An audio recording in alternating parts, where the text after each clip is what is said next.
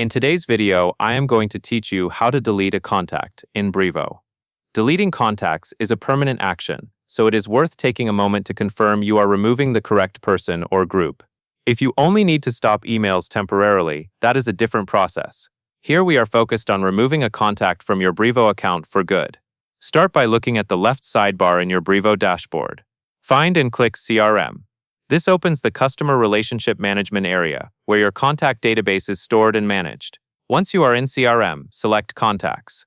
You will see your contact list, usually displayed in a table with names and other details. Take a second to locate the contact you want to delete.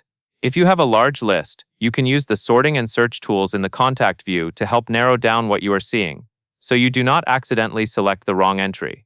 When you are ready, check the checkbox next to the contact or contacts you want to remove. Selecting the checkbox is important, because Brevo uses that selection to know which records your next action should apply to. If you are deleting multiple contacts, make sure every correct checkbox is selected before continuing. Next, go up to the top toolbar above the contact list and click More Actions.